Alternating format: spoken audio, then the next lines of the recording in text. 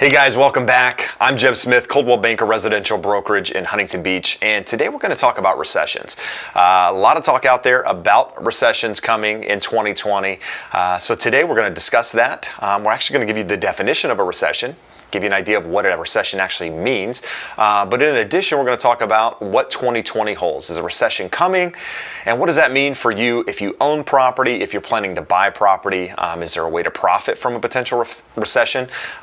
So let's just dive right into it and give you first the definition of a recession. So a recession is a contraction in the business cycle where, basically economic spending and activity is kind of brought, not necessarily brought to a complete halt, but it's definitely slowed. So less spending, less activity in the economy, it generates what we refer to as a recession. But let's also talk about what does it actually mean? Is a recession bad?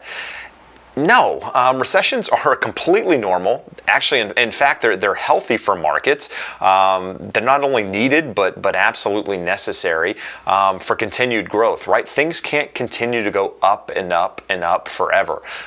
Think of a stock, right? Stocks go up, they come back down, they go sideways, they go up, and then over time, the continued growth for most companies long term is that they continue to grow, and now clearly that depends on a lot of different factors, but if we're just using stocks as a metaphor, they don't continue going up forever and ever and ever, and that's essentially why recessions are healthy for not only just the economy in general, but for real estate, because as we've been on this growth pattern, if you will, for the last 10 years, where things have kind of just skyrocketed almost. I mean, we're up almost 100% in some areas. We're actually over 100% in some areas from where we were 10 years ago. So things have continued to rise, and a recession would be a natural progression, a sideways to downward movement with spending, with the economy, with house prices,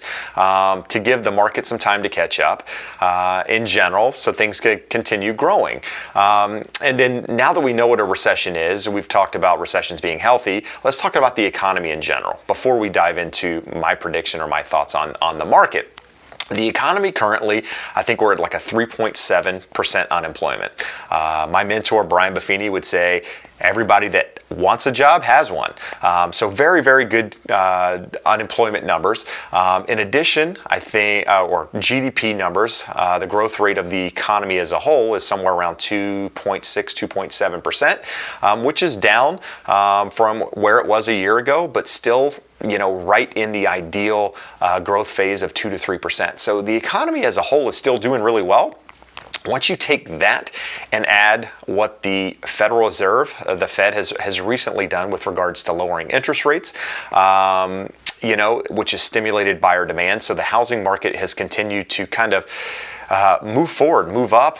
Prices are still moving sideways to up.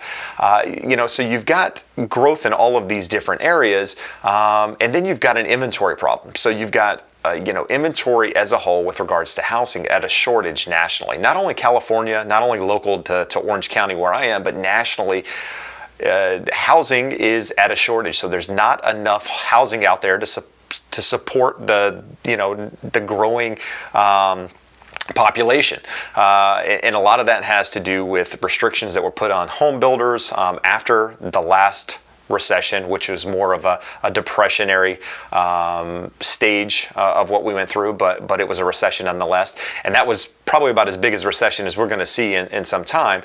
But they put restrictions on the home builders, which is halted construction with regards to housing, and that's added to that inventory problem. So we still have an inventory problem. We're still well below where we need to be with building houses in order to support the economy. So you still have the housing shortage, but the economy as a whole is doing really well.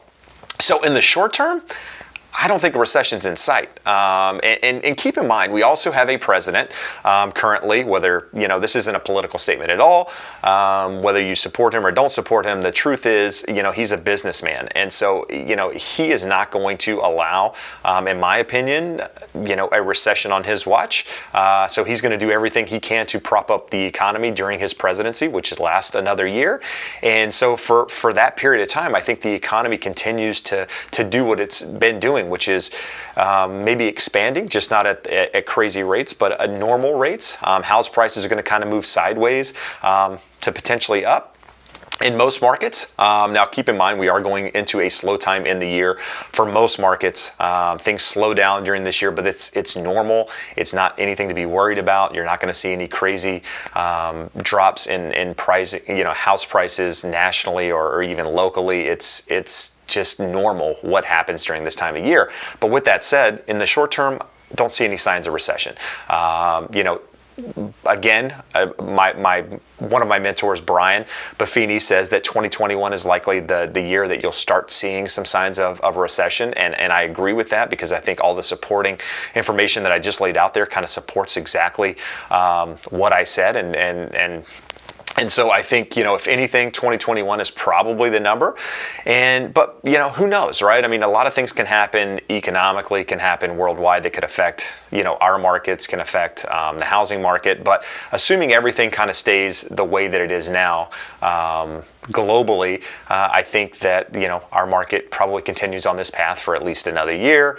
And then, we'll do another update towards the end of next year with regards to the same thing, and give you, what we think will happen in the market at that time. But, how can you profit, right? I mean, if you're looking to buy a house right now, I would say buy a house. Don't, interest rates are really, really low. Don't look to bottom feed. Don't look to try to catch something at the bottom of the market.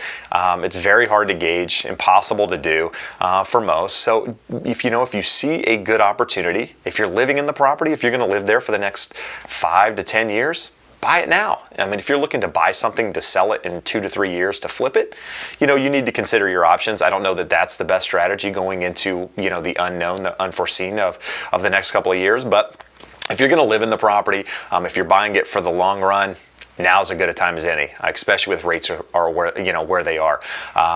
So I've said it many, many times, all real estate is local. So it really depends on what you are and what you're trying to accomplish and what your goals are to really help guide you in the right direction. But with that said, if you have additional questions about the market, about recessions, about interest rate, whatever it is, about real estate in general, comment below.